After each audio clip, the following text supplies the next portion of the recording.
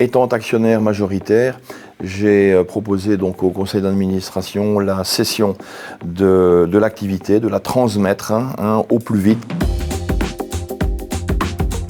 L'entraide financière a été créée en 1955. L'objectif était de pouvoir aider les personnes qui, fort malheureusement, étaient en fin de parcours sur le plan financier. Je dirais que leur dernier recours était de venir frapper à la porte de l'entraide financière pour pouvoir les aider et éviter qu'un notaire, un huissier ne vende leur patrimoine. Les organismes de contrôle étaient-ils exigeants que la société ne pouvait plus répondre à toutes ces exigences. On devait également, sur le plan informatique, procéder à des investissements très importants pour continuer à faire face à toutes ces obligations.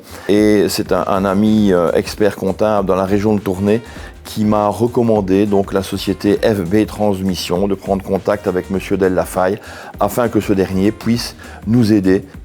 C'était un travail bien sûr de très longue haleine parce qu'il a fallu à peu près 2 ans et demi pour trouver le candidat potentiel, arriver à concilier les différents points de vue. Il y a parfois eu des oppositions au niveau des familles. Ça n'a pas été facile, mais vous avez toujours été de très bons conseils. Quelqu'un d'intègre, de très professionnel, et nous avons pu donc trouver le candidat repreneur qui est une société bruxelloise. Un travail tout à fait exceptionnel qui a été réalisé donc par FB Transmission, plus particulièrement son gestionnaire, M. Tanguy Delafaye, qui a toujours été à notre écoute, qui a toujours été très réceptif, très proactif dans le cadre de nos demandes.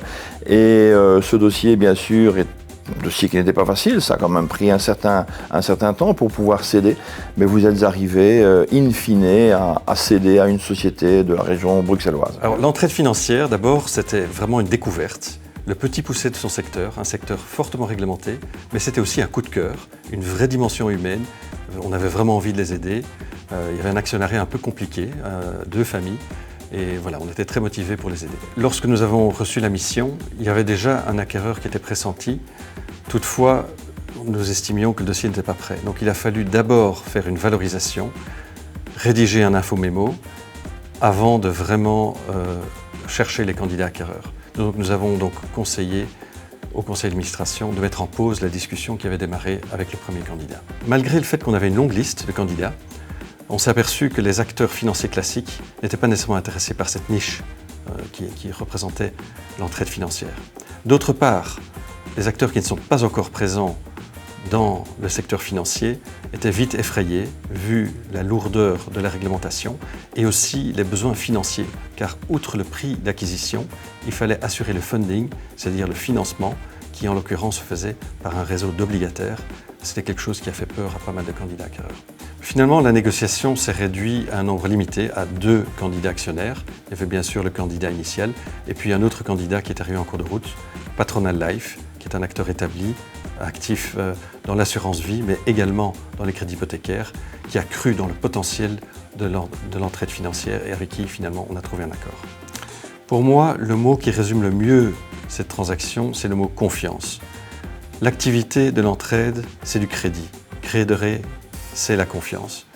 Ensuite, la confiance que m'ont témoigné les actionnaires de l'entraide a été essentielle pour assurer la mission, mais enfin également la confiance de Patronal Life dans les qualités de l'entraide financière ont été évidemment essentielles. Malgré un contexte qui ne fut pas facile, je suis fier d'avoir pu accompagner les familles actionnaires à finaliser cette opération dans des bonnes conditions. Ce fut un processus relativement long, un peu plus de 2 ans, mais vu le contexte et la réglementation, il a fallu obtenir l'accord de la FSMA. C'est finalement assez logique et on a pu trouver un accord satisfaisant à l'issue de ces 2 ans.